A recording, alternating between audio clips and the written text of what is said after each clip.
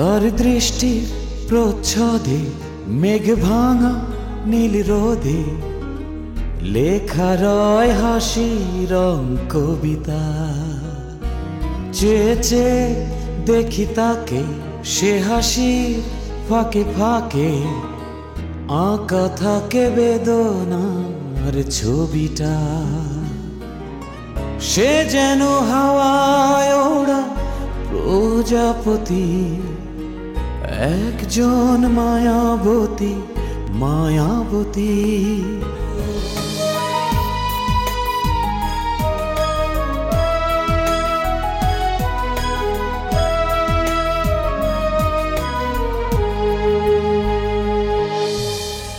দুঃখ পেছনে রেখে, ইচ্ছেকে কাছে ডেকে সময়কে বলি তবে থামো।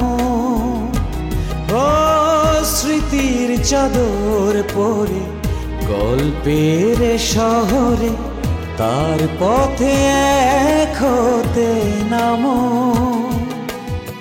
সে যেন হাওয়ায় ওড়া প্রজাপতি, একজন মায়াবতী মায়াবতী।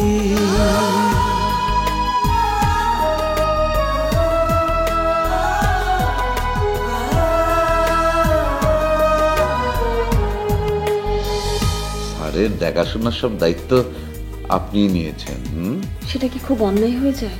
মঞ্জুরের সাথে আমি নেই সেটা ঠিক আছে, কিন্তু তাই বলে তার প্রতি আমার ভালোবাসা তো কমে যায়নি। তুমি চিন্তা করো না, ওর মন্দ সময় আসবে না। একটু যে সময় করে আপনাকে দেখে আসবো সেই উপায় নেই। অন্তত একটা যন্ত্রণা করেছে। আপনার মতো একজন রূপবতীকে দেখে সকাল শুরু হওয়া মানে কি দিনটা সুন্দর হওয়া নয়? স্যার, আমার তো আসলে চাকরির কোনো এক্সপিরিয়েন্স নাই। ইনফ্যাক্ট আপনার কি কাজ সেটা আমারও জানা নেই। আপনি প্লিজ এখন থেকে আর একা একা কোথাও যাবেন না। ভালোবাসার জিনিসটা যখন মাত্রা ছাড়িয়ে যায় তখন সেটা খুব বিপজ্জনক হয়। পলিনরা তো একেবারেই চলে যাবে। আমিও একেবারেই চলে যাব।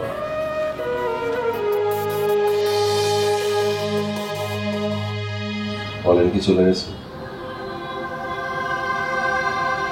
না, কবে যাবে? যাবে যে কোনো দিন। তারপর তারপর কি তুই একা থাকবে? না না না, তাহলে আমিও চলে যাব। পলিনরা তো একেবারেই চলে যাবে, তুই বলেছিলি। আমিও একেবারেই চলে যাব।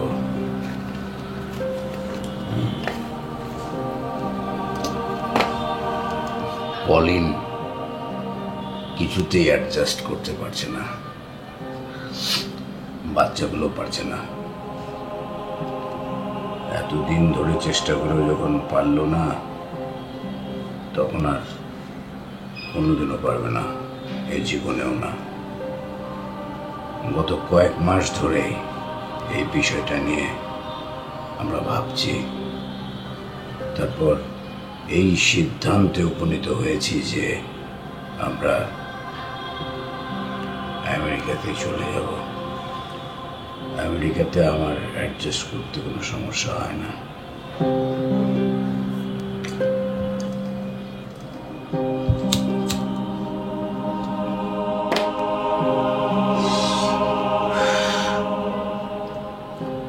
যদিও এই সিদ্ধান্তটা এত সহজভাবে নেওয়া যায়নি,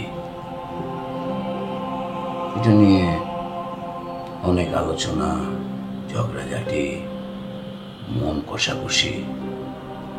তারপর আমি যখন দেখলাম যে আমার আর কিছু করার নেই, তখন মেনে নিলাম।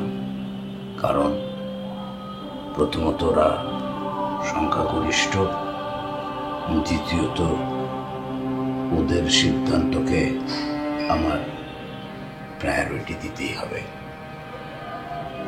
মেনে নিলাম, তা না হলে ওদেরকে আমার ত্যাগ করতে হবে।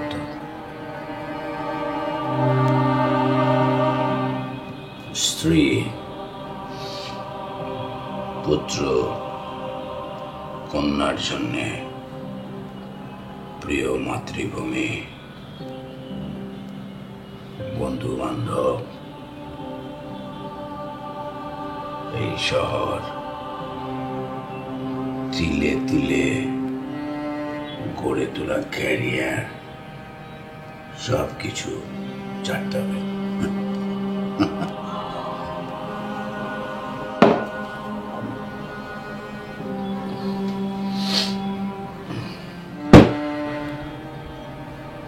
এই ফার্মের কি হবে? কিছু একটা নিশ্চয়ই হবে। তৈরি করা একটা জিনিস, ওটা কি বসে থাকবে? থাকবে না। এই, তুই খাবি একটু স্কচ, ভালো জিনিস।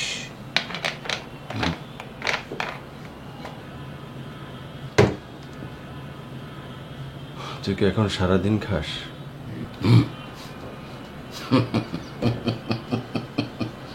সারাদিন, সারা রাত, শুধু ঘুমের সময়টা বাদ দিয়ে। আমি তো অ্যালকোহলিক হয়ে পড়েছি রে। তবে আমার চেয়েও পলেনের অবস্থা আরো খারাপ। ও দিন রাত শুধু গলায় ঢালছে ঢালছে।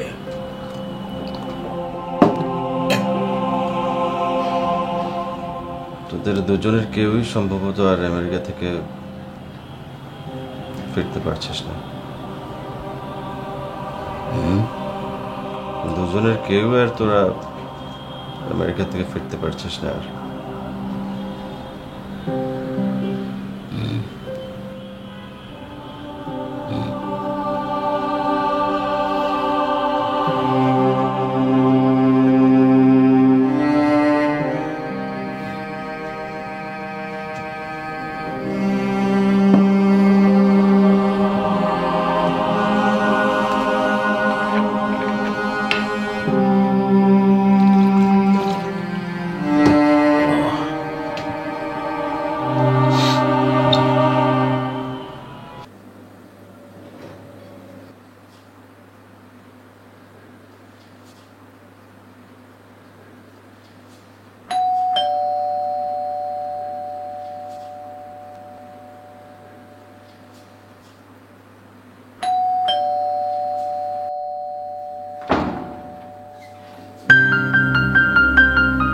আশ্চর্য মীরা, তুমি আমার বাসায়? আমি সত্যি দেখছি তো। It's a great surprise for me. Surprise আর কিচ্ছু নেই, গ্রেটফুলনেস জানাতে এসেছি। প্লিজ। কি বলছো? গ্রেটফুলনেস জানানোর কি আছে? এসো ভিতরে এসো প্লিজ।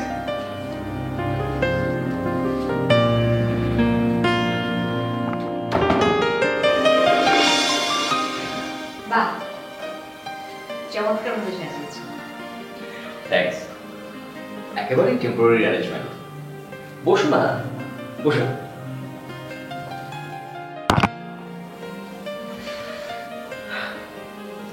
তো কি গ্রেটফুলের কথা বলছিলে? না, এই যে আপনি আমাকে এত ভালো একটা চাকরি জুটিয়ে দিলেন। আরে ধুর, এই জন্য গ্রেটফুলনেস জানাতে হবে নাকি? চাকরি তোমার ভালো লাগছে? চাকরি কি তা তো এখনো বুঝেই উঠতে পারিনি, তবে অফিসের এনভায়রনমেন্টে ভালো লেগেছে। Good, that is very important. যেখানে তুমি কাজ করবে সেখানকার এনভায়রনমেন্ট যদি ভালো না হয় সেখানে কাজ করা অসম্ভব, বিশেষ করে তোমার মতো সুন্দরী মেয়েদের পক্ষে।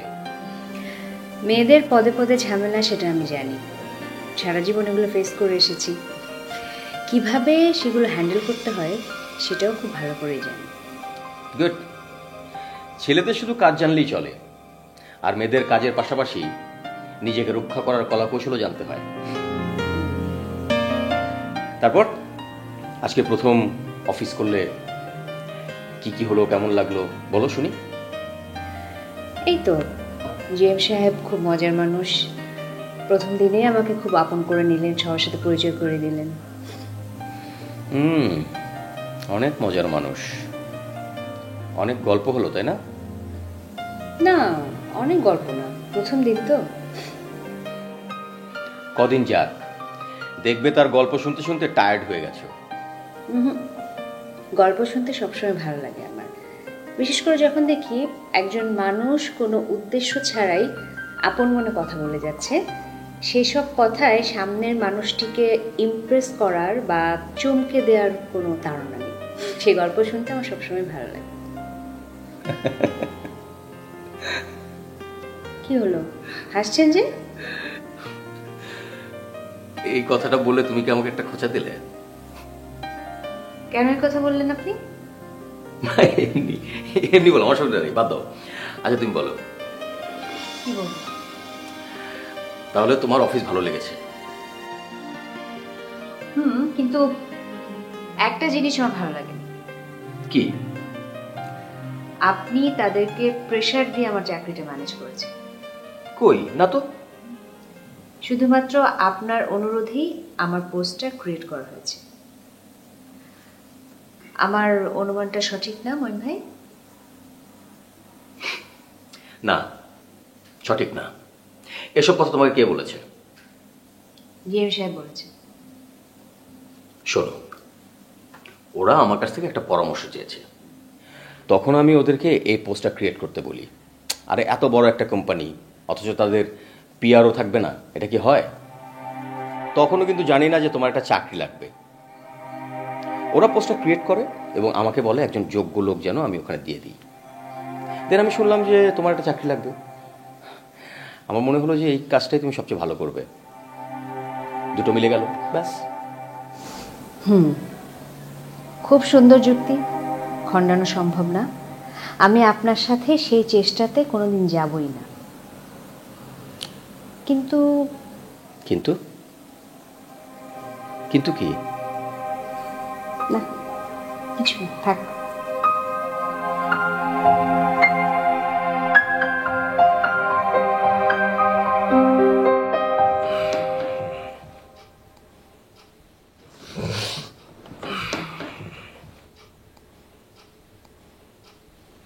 কেমন আছো পুরে? ভালো। তুমি কি চা খাবে এক কাপ? তুমি চা বানাতে পারো? চলো তোমাকে চা বানানো শিখিয়ে দেই, তারপর চা খাওয়াও শিখিয়ে দেই, তারপর দুজনে মিলে একসঙ্গে চা খাবো।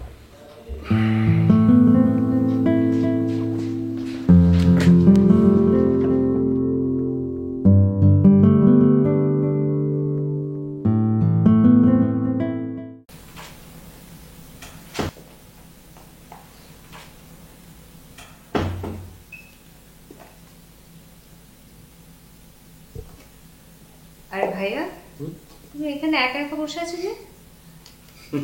একা কথাই বসে আছি, পড়ছি মেসির আলী আনসলভড। খুব ইন্টারেস্টিং বই, বুঝলি? তুই কি অফিস থেকে এলি? আজ অফিসে প্রথম দিন ছিল। এরকম এক কথায় মুভ করছিস কেন? টায়ার্ড লাগছে নাকি? একটু তো টায়ার্ড, কি বলবে বলো? না না, ঠিক আছে, অসুবিধা নেই। টায়ার্ড লাগবে, তুই যা, ফ্রেশ হয়ে নে, পরে কথা বলবো। ফ্রেশ হবে, অথবা ফ্রেশ হওয়ার পর আর কোনো কাজ করব না, সোজা ঘুম। অতএব তোমার কথাটা তুমি চট করে বলে ফেলো। সেরকম জরুরি কোনো কথা না, এমনিই গল্প গুজব করতাম। তোর সাথে তো আজকাল কথাই হয় না। তুমি তো ব্যস্ত থাকো। আচ্ছা যা না, তুই যা, আজকে ফ্রেশ হয়ে নে, পরের দিন কথা বলবো। ভাইয়া, আমি যদি এখন ফ্রেশ হতে যাই, তাহলে ঘন্টাখানেক পর তুমি আমার রুমে যাবে। তখনও তুমি যা বলতে চাও সেটা বলতে পারবে না, অন্য সব কথা টথা বলে চলে আসবে। তারপর তোমার না বলা কথাটা তোমার ভেতর ঘুরপাক খেতে থাকবে। আচ্ছা বলে ফেলো না। আচ্ছা তুই সবসময় এরকম সব জানতার মতো কথা বলিস কেন? আমি সব জানতে তাই? না, তুই সব জানতা না, তুই হচ্ছিস একটা নব জানতা। নব জানতে কি?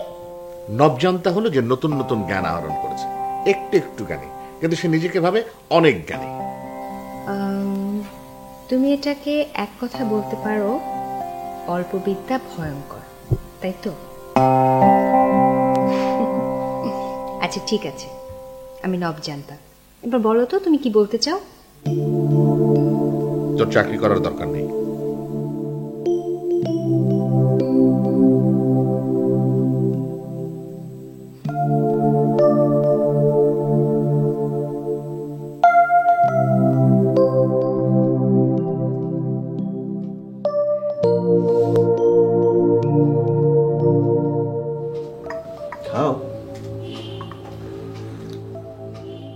খাবে না? চা খাবে না কেন? চা খেলে রাতে ঘুমাবে না। ঘুমানোর দরকার কি? ফরিদ, তুমি এখন কিসে পড়ো জানো? সামনে জিএসসি পরীক্ষা দিব।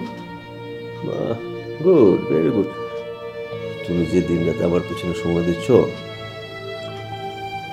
তোমার পড়াশোনার ক্ষতি হচ্ছে না? না। বলো কি? এখন তো তোমার প্রচুর পড়াশোনা করার কথা, সামনে তোমার পরীক্ষা। আমি অনেক পড়লেও যে রেজাল্ট, কম পড়লেও সেই রেজাল্ট।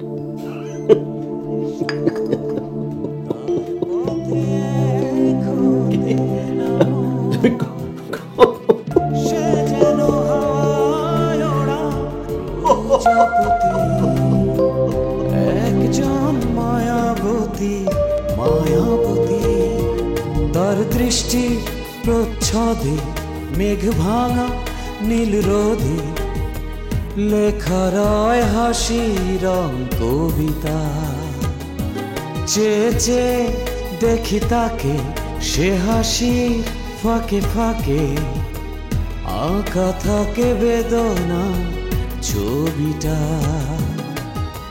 সে যেন হাওয়ায় ওড়া প্রজাপতি, একজন মায়াবতী মায়াবতী।